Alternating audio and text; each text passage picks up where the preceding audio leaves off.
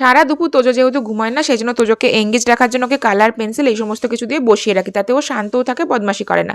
তারপর এখন হচ্ছে 5:30-6টার মতন বাজছে, বাইরে দেখছি একদম মেঘে ঘিরে নিয়েছে। আর তারপর আমি চলে এলাম সন্ধ্যে দিতে। আর এখানে দেখো আমার ঠাকুরের আসনে কত ঠাকুর, সেগুলো এসেছে কেউ রামপুরহাট, তারাপীঠ, নবদ্বীপ, অনেক জায়গা থেকে। তার মধ্যে হচ্ছে জগন্নাথ দেবটা আমি অর্ডার করেছিলাম হচ্ছে অ্যামাজন থেকে, আর ড্রেসটাও অর্ডার করেছিলাম অ্যামাজন থেকে। আজকে রাত্রের বেলায় ভাবলাম ডিম আলু কষা বানাই, সেই জন্য প্রথমেই ডিমগুলোকে ভেজে নিলাম অল্প করে, আর আলুগুলোকেও ভেজে নিলাম। ডিমগুলো খুব ভাজলে পরে ডিমগুলো শক্ত হয়ে যায়, যেটা একদমই ভালো লাগে না। তারপর ওই তেলের মধ্যে গোটা গরম মশলা দিয়ে দিলাম, তারপরে যেটা দেয় হচ্ছে পেঁয়াজ, রসুন, আদা বাটা আর কিছু রুটির মশলা, সেই সমস্ত কিছু দিয়ে ভালো করে কষালাম। তারপরে আলু ডিমটা দিয়ে আর একটু কষিয়ে ধনেপাতা দিয়ে নামিয়ে নিলাম। যেমন রঙটা সুন্দর হয়েছিল সেরকমই খেতেও কিন্তু সুন্দর হয়েছিল। রান্নাঘরটা তারপরে পরিষ্কার করে নিলাম, রান্নার পরে রান্নাঘর সেরকমভাবে ফেলে রাখতে একদমই ভালো লাগে না। তারপর তোজোর সাথে আমি আর মা মিলে কিছুক্ষণ খেলা করছিলাম, আর তারপরেই তোজোকে খাইয়ে দাইয়ে ঘুম পাড়িয়ে দিয়েছিলাম। এখন প্রায় 9:30 পৌনে 10টা বাজছে, বাইরে বৃষ্টি হচ্ছে।